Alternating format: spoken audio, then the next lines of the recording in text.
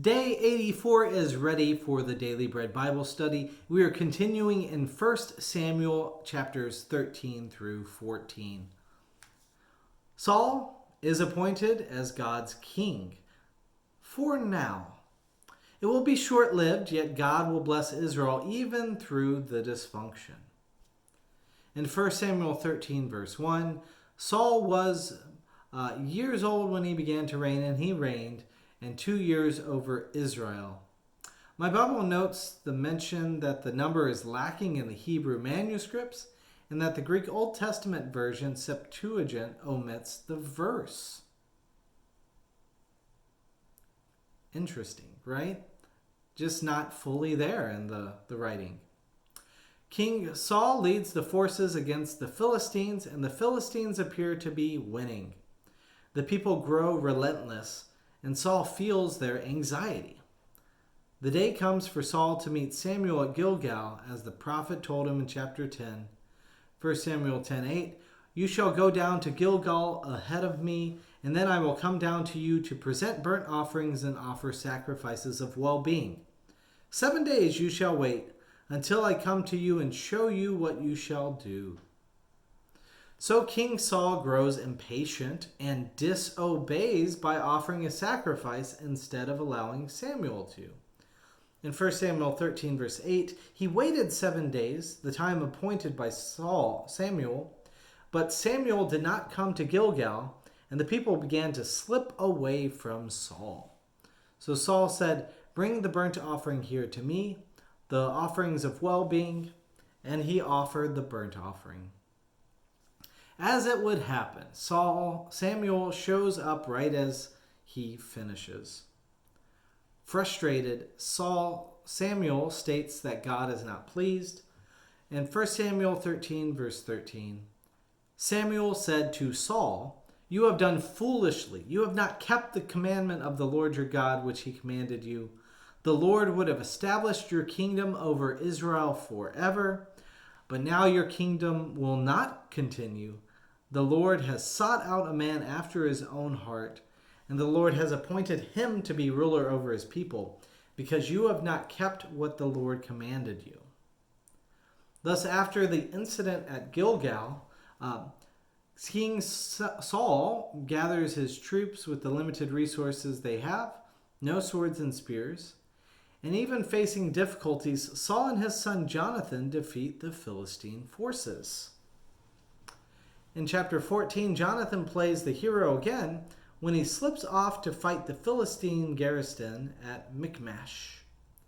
In 1 Samuel 14, verse 6, Jonathan said to the young man who carried his armor, "Come, let us go over to the garrison of these uncircumcised. It may be that the Lord will act for us, for nothing can hinder the Lord from saving by many or by few." So nothing can hinder the Lord. Jonathan is full of trust. Jonathan discerns God's favor through a sign and kills 20 enemies, sending the place into panic. Saul tries to clarify the confusion, learning that Jonathan was involved. Saul consults the priest with the Ark of the Covenant and discerns that it is time to act. Allies pour into the battle from various sources, and the Israelites are winning. King Saul is jealous for complete victory and laid an oath on his army in 1 Samuel 14, verse 24. "Cursed be anyone who eats food before it is evening, and I have been avenged on my enemies." Jonathan, not aware of his father's oath, then finds a honeycomb and eats some honey. After learning of his father's command, Jonathan rebukes his dad. Jonathan is not the only one hungry, as the famished army then starts eating uncooked meats once the battle is finished. They do not even get the blood out, thus defiling themselves and bringing disgrace upon King Saul.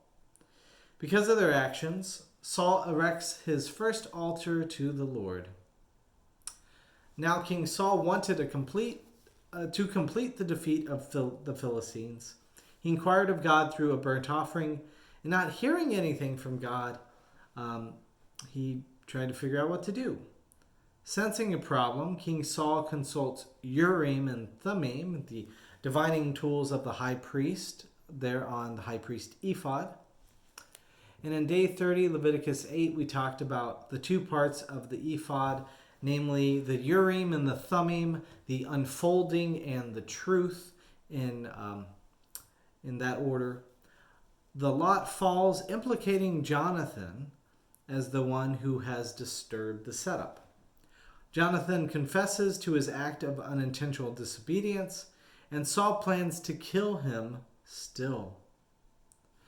In 1 Samuel 14:45, the people intercede. Then the people said to Saul, "Shall Jonathan die, who has accomplished this great victory in Israel?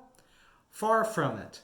As the Lord lives, not one hair of his head shall fall to the ground, nor for he has worked with God today." So the people ransomed Jonathan, and he did not die. The rest of the section details the family around Saul and states that he had constant fighting and victories with the surrounding nations. So that's all for our Daily Bread Bible study. We look forward to day 85 next time.